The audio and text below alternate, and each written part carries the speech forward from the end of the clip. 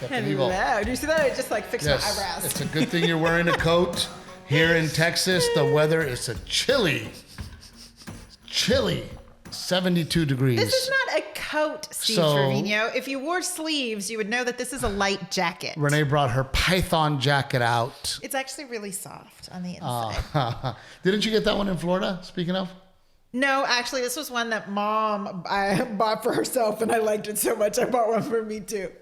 Well, you look very pretty, and welcome to the show. And welcome to the show. And Aztec Chevrolet, we love you guys, and thank you all, as always, for being so good to us. And this is weird because I don't know why. I feel like we were just sitting here doing this, but really? a lot has happened. Oh no, I feel like it's been a long time since I sat in the chair. So Aztec Chevrolet, we love you guys. Thank you so much. And then Old Salt Coffee. You're gonna drink coffee. You need to drink coffee. You're tired of going to the store and forgetting about the coffee. Buy the coffee. It tastes like freedom. It is owner operated by Navy veterans. Yeah. Trevino 10 will get you a discount, and just get on the deal. And believe me, we had a wonderful conversation with Old Salt Coffee. They're very happy with you guys and what we're doing here, and thank you for that. But we're one of my things that's very important to me is always giving back. Yeah. And we have convinced Old Salt Coffee that every subscription to coffee, we're going to give some of that money back to our veterans. So continue to support, because it supports a good cause. So with that being said, let's get started. I feel that was very official. Let's get started. I feel like let's get ready to rumble. Right? Oh, you're trying to be funny and it's not working. All I know. That's what it reminded me. That was just like, it was very official of you, and that is not your personality at all. And you're going to stick to it? You're going to keep trying? You weren't funny. No, you were good. I'm sorry. I love you. Awkward. Off to a great start. Well, we were, and then you tried to be funny, and it wasn't. Okay, no more jokes for me. No, you can have jokes. Just don't give up. That's the key. Do not give up. I don't. Sometimes I throw a shitty joke out there. It doesn't work. It lands flat, but I don't give a fuck. I move forward. I keep going. I'm not going to bail on trying to be funny. Dude, long week this week, and we'll get into that, but all I know is, and by the way, I come in here and there's freaking rats up there. Aren't those so good? My gosh, those are from the Dollar Tree. I wish I bought more, y'all. They were only $1 each, and they're so good. They don't look like Dollar Tree rats. They look like high quality fake rats. That's when you know you've come up in life, because when I was a kid, we just had rats. We just had real rats. And now we're like, I need to get some fake rats. They're so good. But I think you've gone nuts, dude. You're losing your mind. I'm extra, but I love Halloween. For some reason, so we bought a building in Goliad. We're very excited about that. More details to come with Goliad. The chicken coop is well on its way. So lots going on, lots of details to come. But so for some reason, road manager Timmy is now off the road working in Goliad. And then now we have road manager Kyle. Kyle is on the road. You just got like the roan in the mix. Yeah. So I call Timmy and to talk to him, and he goes, "Oh, I'm here at your house." I go, "Oh, great. I'll be there in about 20 minutes. I go, "Where's Renae?" And he's like, "Well, she took your truck." And I'm like, "She took my truck?" and by the way, Renae never drives my truck. Listen, she knows better. I couldn't ask for permission. You were on a plane. You've already wrecked my truck, so she knows better not to take my truck. But I'm like, wait a minute. I told Tim, I go, "Why does she have my truck?" And he's like, "Oh, well, she needs to get a Nutcracker." And I'm like, how fucking big? It's big, is a Nutcracker? It's wonderful. That we had to rent a U-Haul. She had to take my truck, and I'm like, what the hell, dude? So I get home, and we did the video on Instagram. Yeah. And I'm like, where's your Nutcracker, dude? I took it out to the barn because we don't need it till Christmas time. I don't like to decorate until after Thanksgiving, so we don't need it for a couple of months. So I took him out to the barn. But apparently, Rick, and this is what's funny to me, apparently Renae goes, I had to buy them now. Because they're selling out. Well, and they're so big, you don't want to pay shipping costs on that. And these, I don't even think they will ship. Like, you have to go into the store and buy it. So there's others like Renae out there that buy 6-foot Nutcrackers. It was, and it was heavy. I thought like I should have taken Timmy with me is what I should have done, because here I am in this store. Like, what do you call the flatbed? Like, it's not the regular shopping cart. It's like the special shopping cart. I had to load it up. No one offered to help except this man who was probably like 85. And I was like, I'm not going to ask the 85-year-old man to help me load this. I was like, I got it. It's okay. I climbed in the back of your truck and like was putting it. No one said, hey, ma'am, you need help? In Texas? Yeah. I'm telling you, man. They were like, we feel sorry for that husband. We are going to make her load that massive Nutcracker up by herself. Old school. Of course, an 80-something-year-old offered to help. That's why I am a throwback. My son is going to be a throwback. We're going to be old school, man.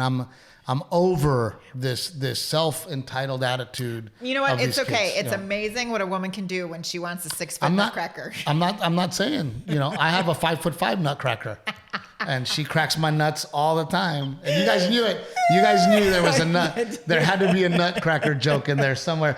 That was funny. Your joke was not. Yeah. So Steve Trevino, 1 good joke. Renae, 0. Actually, that puts you surprise. That puts you in the negative category. But we had such a busy week. Yeah. And the thing that I really want to talk about most is I missed you. Oh. And we got invited. Josh Abbott, another Texas country singer who's fantastic. He has a beautiful duet with Casey Musgraves. Yeah, Tonight. One of my favorite songs. It's just a great song. And I encourage you guys to start with that song because it's just a really cool song that he did with Casey Musgraves. He's got so many great songs. My Texas is like a Texas anthem if you were a Texan. And Josh Abbott hit me up and he said, hey, man, I'm really trying to put together something really cool. My wife is in charge of his organization called Jab Cares. Yes. Which is Josh Abbott Band Cares. It's like the charity arm of their band. And I said, you know what, man? I go, if I can make it work, I'll do it. He sends me the dates. I said, you know what? You got it, right? Like, we'll do it. So I invited Renae because it was going to be a fancy schmancy gala. Wow. You invited me, but you didn't tell me the dress code till the day before. Oh my God, we got in a big fight about that. And it's like, hey, guy, you're invited. Hey, guy?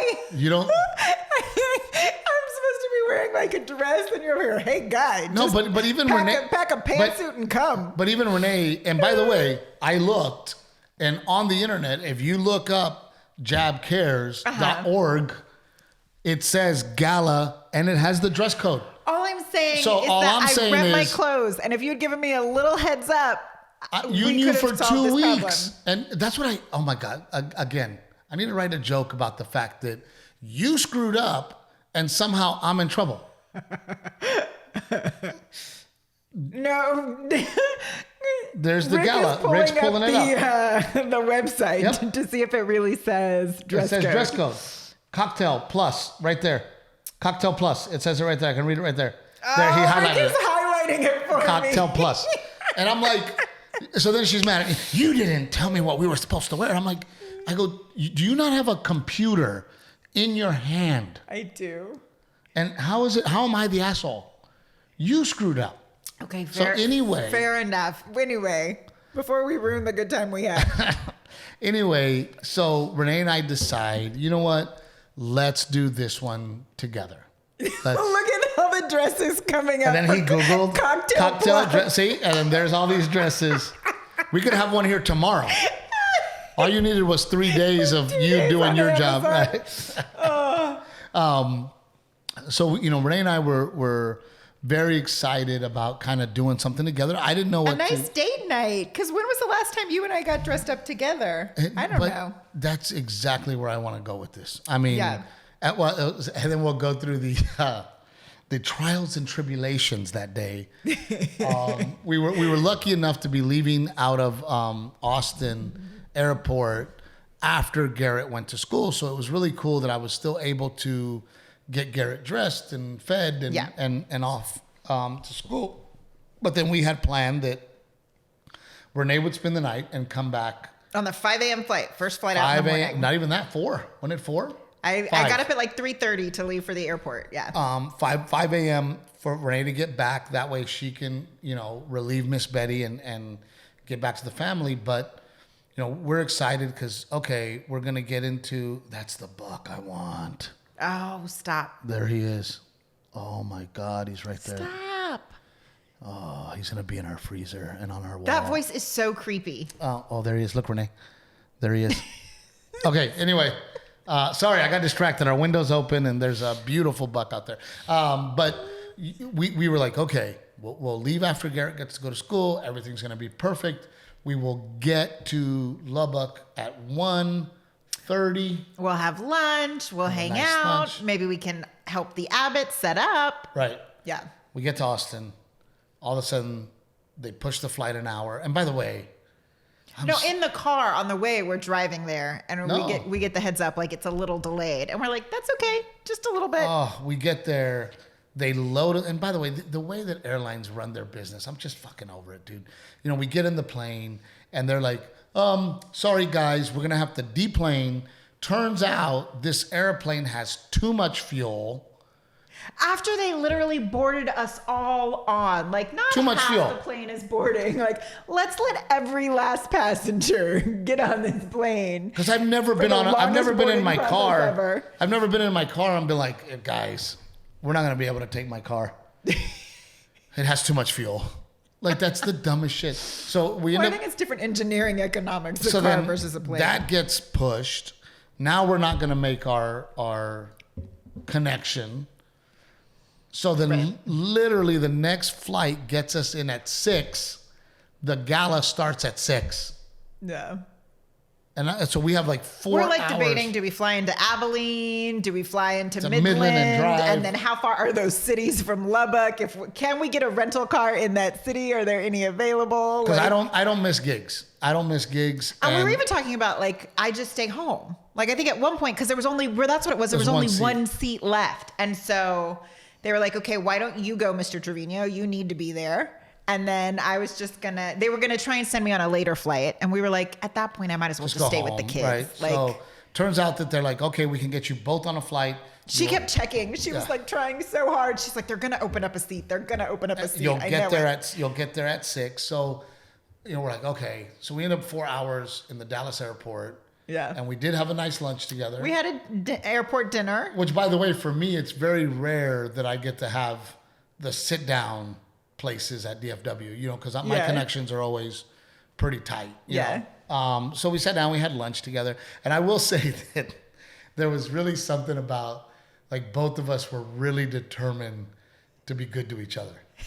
Like I was like... to be stuck with each other that long in an airport and still be kind and not grumpy and frustrated. I'm so happy to be with my wife right now, and I don't want to fuck it up, and I don't want to talk about something that we're going to fight about. Like, both of us, you could tell that we were both like... on our best behavior. On our best behavior. Trying to keep it together. Trying to be nice to each other. But it really was nice, even though... we ended up in the airport for 4 hours. It was nice to sit down and have lunch. And we didn't have the circus. We weren't chasing Delilah. I wasn't going, Garrett. We don't do that. Your headphones aren't on. Right. Connect the headphones. Garrett, you're in somebody's way. Garrett, and then Delilah, stop Delilah, right? So it was nice to not have the kids. And we get to this place. And I was very surprised. And so I wish I'd gotten to spend more time in Lubbock, because that hotel that we stayed at, that the event was at, was awesome. It made me want to see and experience more of Lubbock. It was awesome. It was a really, really cool hotel. Yeah. And it was, and then again, I forget what it was called, Cottonwood or Cotton Creek or. We were so bummed because we would have liked to spend a little more time there. Yeah. So dude, it is like, fly into the hotel. Yeah. By the way, Renee's like, oh my God, this hotel room's so cute. And I got to take pictures. And I'm over there naked, taking a shower. And I hear Renae doing her little, oh my God, check this out. And look at this is vintage. And this looks cool. It was so cute. I'm like, can you wait like 5 minutes so that I can get dressed and get out of here. No, but they had like vintage wallpaper inside the little closet armoire, and they had those old school refrigerators that like throw back vintage. But you're doing fridges. videos, and I like to fart, and so now I can't fart in the background. I'm like, can I just enjoy? When has that ever stopped you? You will fart in an elevator that is closing. Oh, I time it. I do. I time it. I hold it right when it closes. But we were really surprised, and I got dressed. Boom, hit the red carpet. Yes. And I got to say that it was interesting because in my head I was like, oh my God, it's going to be this huge event. Uh-huh. And it wasn't small, but it wasn't crazy big. Yeah. But right, everyone was so generous. we're going to get into that. Oh, okay. We are going to get into that. But it was nice to get dressed up. Yeah. No kids. We sat down to eat dinner at the entertainers table, right? Like we were kind of on backstage. We're on the side stage. Back corner. And I had not met Josh Abbott's significant other. Miss Taylor Abbott. She did a great job. She did a wonderful job. And I got to say that, over these past few months, really getting to know Josh Abbott, really seeing a different side of him. Yeah. I feel like when I run into these guys, whether it's Randy or Roger or any of the Texas country guys that are my friends, or Fowler or any of these guys, it's usually because we're in the same town. Yeah. Right. They're performing in the town. I'm performing in the town. I finish my show and I haul ass to them, or because I have early shows, they come to my shows. So we only really see each other in work mode and performer mode and pirate mode, and and we're all in the bus kind of hanging out, and those guys just got off stage or they're just about to be on stage and it's woohoo time, you know. So to really get to know somebody outside of that, right? Yeah. And Josh and I, he hooked me up with the Champion Ranch gig. Mm-hmm. And then all of a sudden he's saying, hey man, can you help me with my charity? And I'm like, yeah, man, absolutely. And then for him to return the favor and go, you know what, man?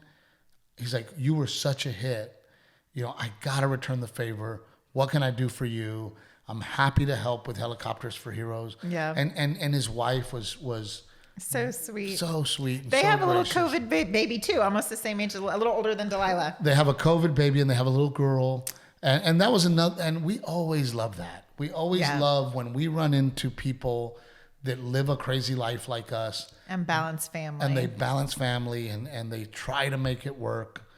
She was there in her little dress. Yes. At the gala. They made sure to take her out though of the room while you were on stage. Yeah, when I walked on stage, like they sent somebody out with her. Go play outside. But the event was just super classy.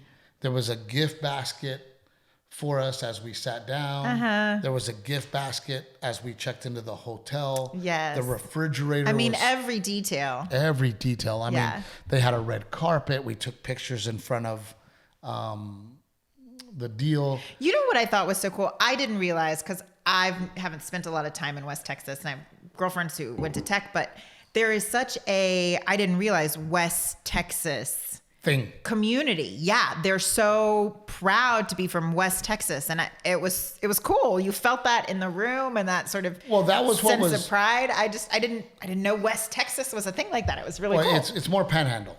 Is that what it is? Yeah, it's more Panhandle, and that's why they're called the Panhandlers. So Josh Abbott and his friends, who are normally individual touring acts.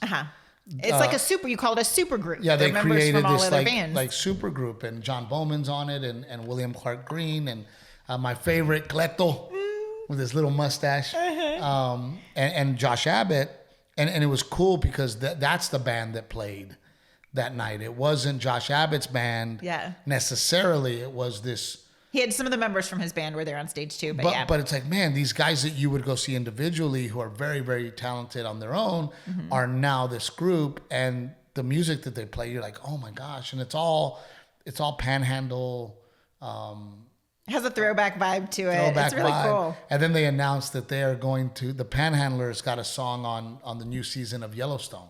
Yes. Yeah, that's going to come out.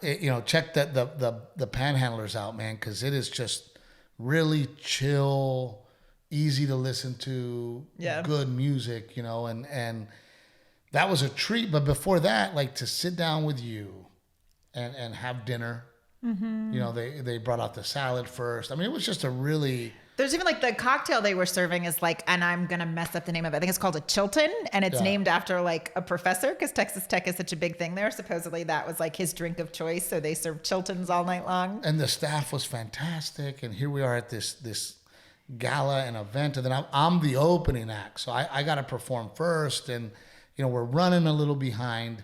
And what I love the most, lately, if I'm going to go on stage, 99% of the time, I wouldn't say that. Now it's like 95% of the time, I'm performing in front of family, fans, right? People who know you, who know your stuff, know what I do, who came to laugh with you. Right. They came to get on board with the brand and the things that we talk about. They know Captain Evil. They know, Yeah. So it's easy to right away ease into, okay, everybody get ready. I'm going to shit on my wife, right? And everybody's sitting there like, he's gonna shit on his wife, and they're on board. So, to do this gala where, were there some people there that were fans and knew who I was? Yes. But there was also some people there that had no idea who I was. Yeah. And then it was really cool too that I had some people come up to me and go, as soon as I heard your voice, I knew you from TikTok. I didn't put together that you're the guy from TikTok, but there's a little bit of a challenge of like, I have to get these people on board. Yes. And it was hard because you were only doing 20 minutes too. So it's like you want to get them on board quickly so they can just start enjoying what you're doing. But there's also, there's a reason, there's a science behind a comedy club. There's a reason that the audience is very, very dark. Yeah. And that the comedy club is dark, the audience is dark, and the only thing that's lit up is the comedian. And that is there's a specific purpose. And that specific purpose is that you feel like you're alone and you're able to laugh. Yeah. You don't feel self-conscious, especially like in a formal event like that. I think the ladies too are like, is this appropriate? So now you've got a formal event. You've got people dressed up. We're there for a very serious cause. And then all of a sudden I go up there and I'm like, all right, Yeah. But it was really cool that, I would say 4 minutes in, people were like, I understand what this is. I get it, right? And then by the end of it, it just turned out to be a wonderful deal. And I think I would say 95% of the people really enjoyed it. I would probably assume that there was some...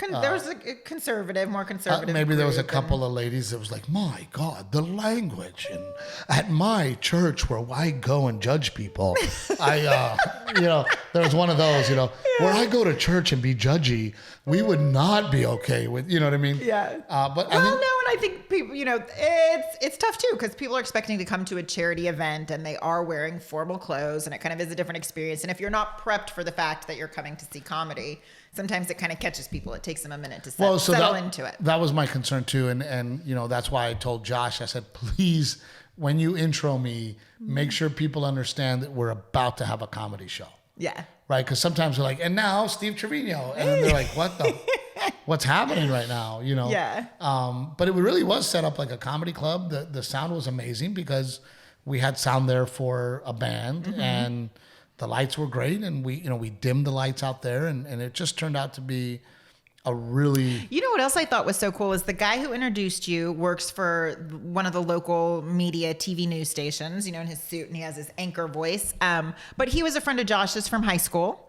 and was there helping with the event. And then another one of his friends was like a friend of his from high school helping with the event that owns a barbecue joint. And they after Hurricane... Harvey went down to Rockport and fed people. He just had so many friends, not so many, but there were several friends from that he grew up with. And I think that were there supporting and doing cool stuff. I think again, going back to his character and you know, when you meet people and you go, you know, Josh is famous. I mean, Josh has a hit song with Casey Musgraves. You know, he sells tickets. The guy is famous, you know, and he still has his childhood friends. Yeah. And I think that says a lot about a man, you know, and I try very hard, and we try hard to make sure. I mean, today, you know, Abel was here and Gloria, you know, with their kids, and, you know, a lot of the same friends I grew up with are my same friends today. And I always find it very odd when I meet somebody and you're like, where are your childhood friends? You know, when I meet a celebrity or a comic, and there's a lot of comics that their entire life started at the Comedy Store. Yeah. Like they're oh, this is my best friend. And I'm like, dude, my best friend's from elementary. Yeah. My best friend is my cousin. My best friend is somebody that I grew up with. My best friend is somebody that's been in my life my entire life. Yeah. You know, so it's weird when I see people who either have no friends, or they only have celebrity friends, or they only have friends that they met after 20 or college. Yeah. Like, to me, and I don't want to judge anybody, it just, to me, to see Josh surrounded by so many people, and not to compare him to me, but he felt very similar to me. Yeah. He felt very, like, gracious and you know, obviously humble and keeps track of those friends. Mm-hmm. You know, so it was really cool to see these people that are like, oh, Josh, yeah, oh man, we went to college together, or you know, we grew up together. We sat groceries at the grocery store together, or you know. And then it's also cool to see that a lot of his friends have become very successful people. Mm-hmm. You know, and I'm fortunate for me too that a lot of my friends have become very successful people. Yeah.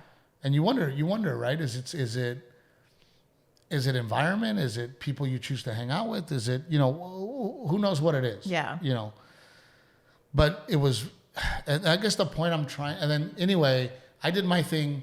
We're going to skip the middle thing right now. And then we're going to go to what is the Panhandlers. I don't know what the middle thing is. We'll talk about it later. Oh, okay. The Panhandlers come on, and here we are at a concert in a very cozy, intimate mm-hmm. setting. And Renae and I had my arm around my babe, and you know, we're listening to this amazing music, and we're having drinks, and it was just fun to have you back.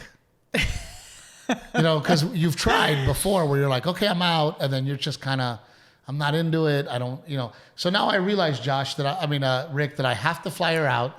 I have to do a very expensive, fancy gala. It has to be cocktail plus. Cute hotel room.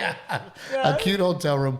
But it was really nice for us to be together. We were both in a very good mood. You say that like you're so surprised that the stars aligned and we were actually both in a good mood at the same time. But you know, we've talked about it in the past couple podcasts.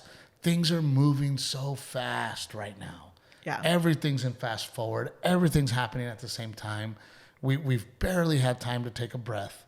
You know, I'm trying to... It's true. There's something about the airline saying, no, you have to stay in the Dallas airport for 4 hours and do nothing.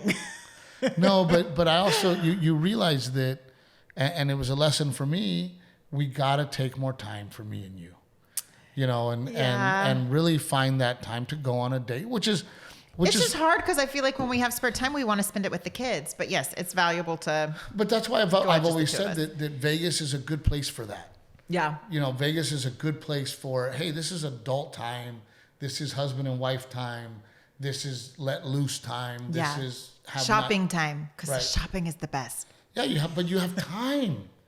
You have time to go. To actually go and try something on. Yeah. You know, if you're shopping during the day and I'm winning us millions at the craps table, it's not a big deal. It's not a big deal because we still have time to go to dinner that night. We still have time to get dressed up and go out and have drinks together. Yeah. You know, and it was just really nice to have that moment with my wife, you know, hanging out. And then afterwards there's a bar. So the Galas in the like gala room. Uh-huh. And then right next door there's a bar. And we're like, hey, keep the bar open. We're all coming over here. Yeah. And then we all went over there. and partied until like 2 a.m. I didn't realize how late it was. The time had just gotten. We were having such a good time. I didn't realize what time it was. Oh my gosh, dude! And then you've got to wake up at 3:30 in the morning to go to the airport. Uber's picking me up at 3:30. I got to wake up at 4:30 in the morning, and I'm like, you're like, hey, I'm going to the airport. I'm like, okay, bye. Get the like, I got an extra hour. I got an extra hour. Like, we didn't even have time to enjoy the snack basket, so I'm like going through it in the dark, throwing stuff in my bag. And then Renae texted me later on. She was like, by the way, when I left, everybody was still up hanging out by the bus. Yeah, I saw the guys out front of the bus having drinks, right?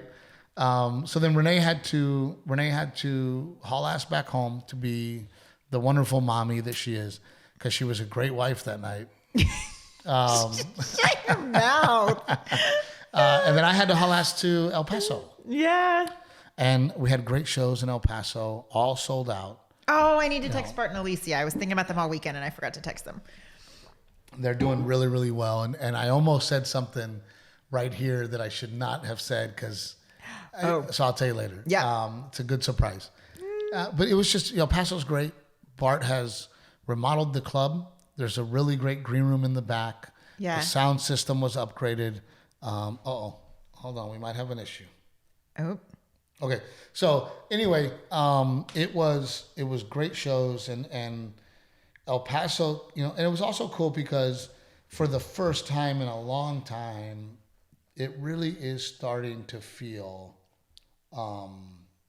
back to normal? A little bit back to normal. I feel like you've been saying that for a while now, that like it's starting to feel back to normal. It's but then I go back to Denver and it's, vaccine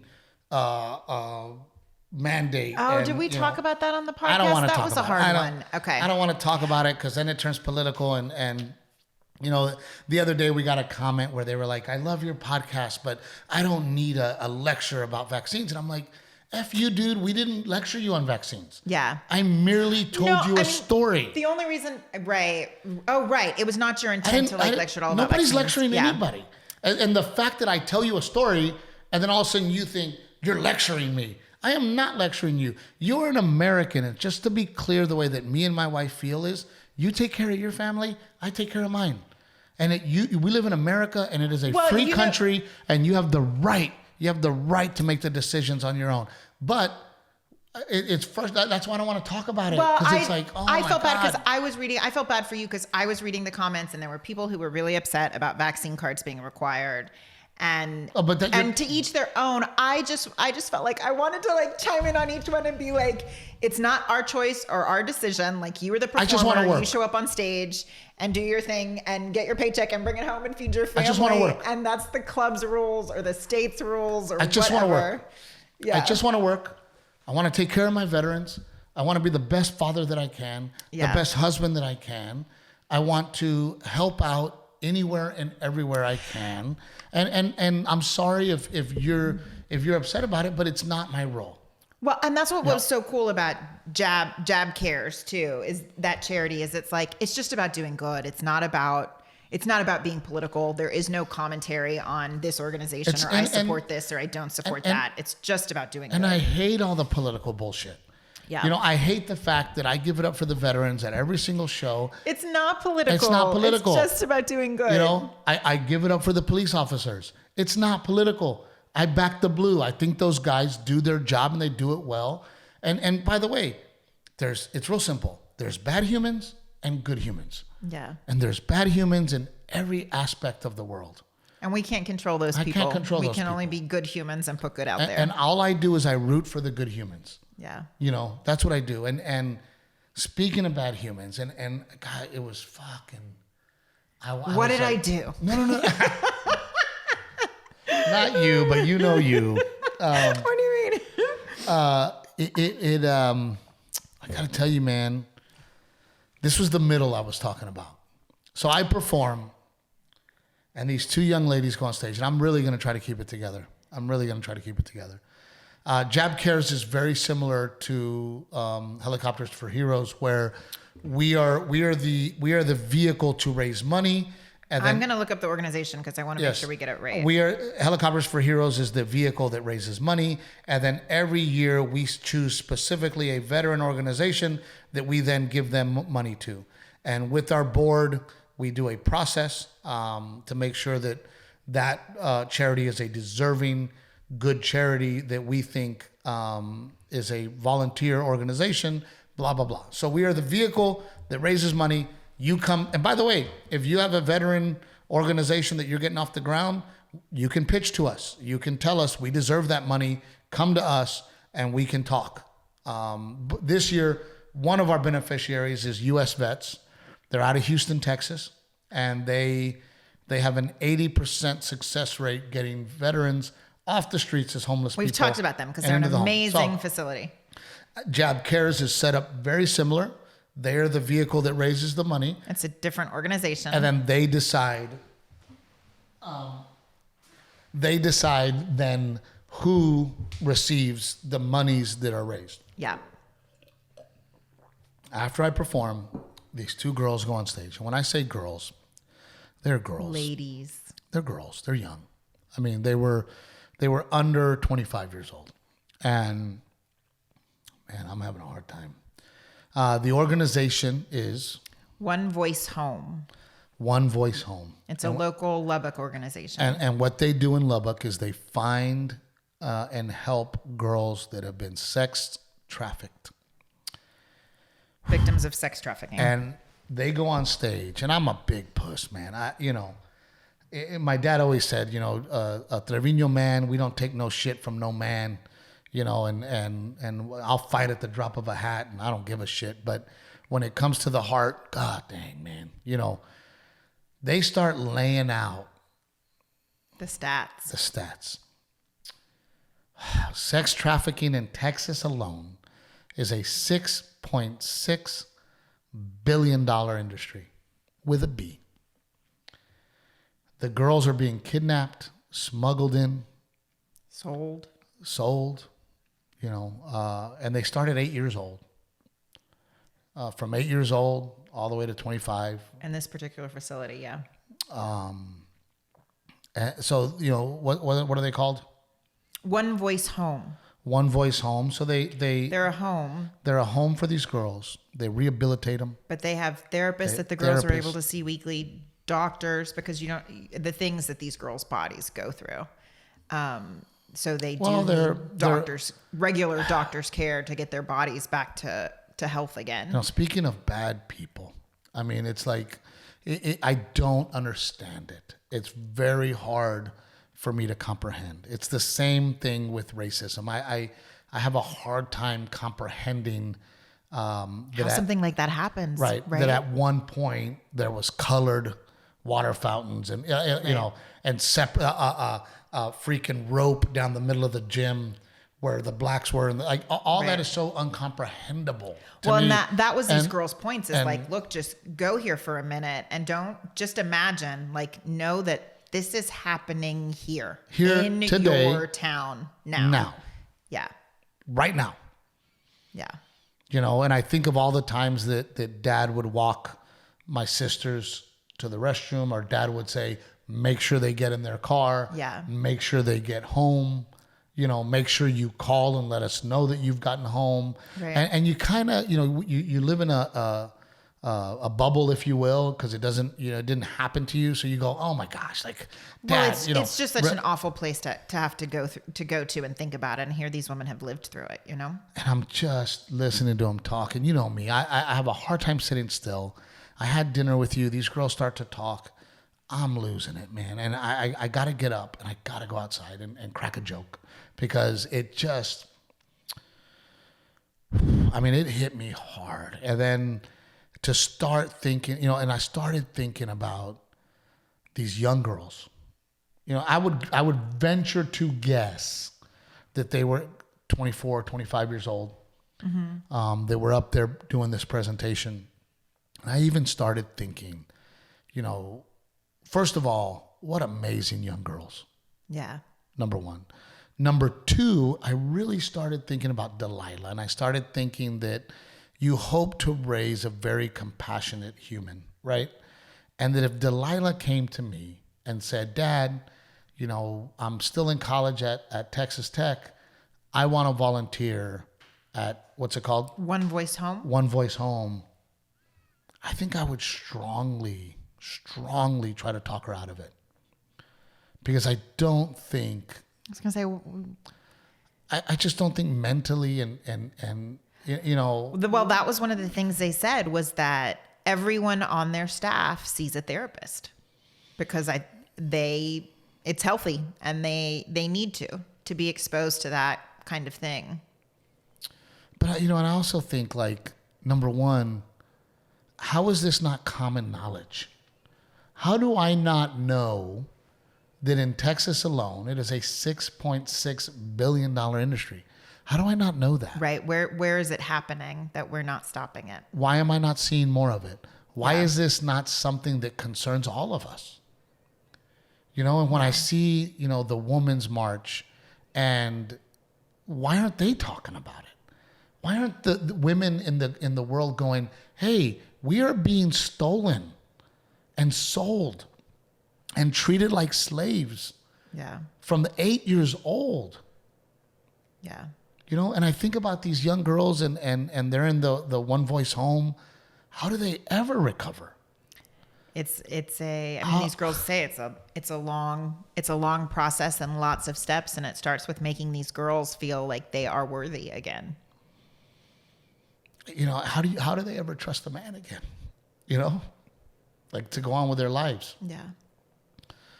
You know, and I try, you know, very hard to be as polite as I can, you know. But I also sometimes, you know, when I'm trying to be extra polite or I'm trying to be extra nice, I'm also very aware. And I try to be very aware, right? To not be the creepy old man. You know, to go, hey, I'm holding the door open for you, young lady, because I'm not trying to be creepy. Right? I'm trying to be a gentleman. Yeah. You know. And it was, wow, man. I mean, I almost started crying, and it just makes me sad. But again, going back to the gala, and the generosity of everyone in that room. There was items that Renae was like, oh, maybe we should go to Costa Rica, right? 4 days in a house, Costa Rica. Let's bid on it, and then all of a sudden the bids were 10,000, 12,000, 15,000. I mean, one auction item went for $30,000. I forget what the item was, but oh my God. And I was like, what generosity. Yeah. You know, and we had a room of, honestly, if I were to guess, 25 couples,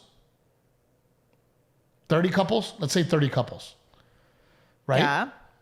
No, there was more than, there was like, what, probably 150 people in the room? No, not even close. I know numbers. Yeah, you're better. You're better. I know at that how many people are in a room, sure. because I count them. I'm like, I get paid on that. Yeah. So probably 30 couples, which led to about 60 people. Yeah. And then you had another, with entertainment and staff and everybody, there's probably 80 people in the room. Yeah. 80. But I want to say, and I don't want to lie, $160,000 was raised that night for one place. Yeah. For one one voice home. One voice home, and I gotta give it to Josh Abbott. I gotta give it to Taylor. You know, and I just felt so honored. And it's hard because I'm very educated when it comes to what our veterans are going through. Mm-hmm. Right? That's my cause. Right. Right? But when you see this, I'm like, is this my cause too? Yeah. Like, do I need to do this too? How can I help? What can I do? Like, you know, so then I'm going through that at night in my head, and I'm like, okay, well, we have this podcast. Can we, let's at least use our podcast to talk about it, to at least talk about it and get the word out there and make people understand that we have a serious problem on our hands. Yeah. And I've been saying it for years and years and years. You know, this political bullshit and these political hot buttons. At the end of the day, we have a mental health problem. Because you have to be mentally fucking sick to do those kinds of things. Yeah. You have to be mentally evil inside to do something like that. Yeah.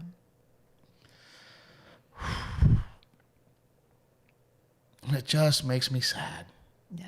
You know, and I also feel very lucky to have a wife like you that is strong, you know, that can take a joke, that is you're confident and you're strong, and you had wonderful parents, and somehow you were lucky enough. You say that, and the first thing is that, like, I feel guilty for, you know, that for not having. I've lived a very blessed, lucky life. When you say stuff like that, and I compare myself to other people, I feel guilty for being so lucky. So with that being said, I just can't keep talking about it. So I would encourage you to find the One Voice home in your community. Yeah. And at least look them up, and at least be aware. That's what I can ask. Going back to what Renae and I are trying to do, we have a couple of things going on. Helicoptersforheroes.com. If you are a fan or family member, like we like to say, and you would like to spend a day with my wife and I, there is a raffle. It's $50 a ticket. 96% of that money goes to our veterans. And we will fly you to San Antonio, Texas. We will put you up at the Riverwalk. And then me and this beautiful girl here will pick you up in a limousine and spend the day and evening with you for your donation. Yes. So please Dress sign code up. is whatever you want to wear. Dress code is fuck it. And also, we are going to continue to do our pie challenge. It starts this week. Go to helicoptersforheroes.com. Donate a pie to me so that I can pie Renae in the face. No. Yes. You can choose who you want your pie to go to. So please. So click the button that says Renae. No, click the button that says Steve. I deserve to win this year. Renae won last year. I deserve to win this year. And look, we're trying to break the 200. I think we did 220 last year. We're trying to break that. With your help, we can. So please join us in our pie contest. It's a $25 donation that buys us the pie, and it buys us some Old Salt coffee to send right to the guys and girls who are not home for Thanksgiving. They are on base. And the least that we can do as a family, all of us, our family, we can send pies to them that are homemade from a fantastic bakery. We're still trying to find a bakery, San Antonio, Texas. If you're listening, if you know somebody that would like to volunteer their skills, we would like them to make the pies. So we're still looking for that. Please join us, helicoptersforheroes.com. Let's take care of our veterans. And please, please, please, please find your local organization like One Voice Home, and at least be aware. I am Steve Trevino. This is my beautiful wife, Renae. Thank you. Goodbye.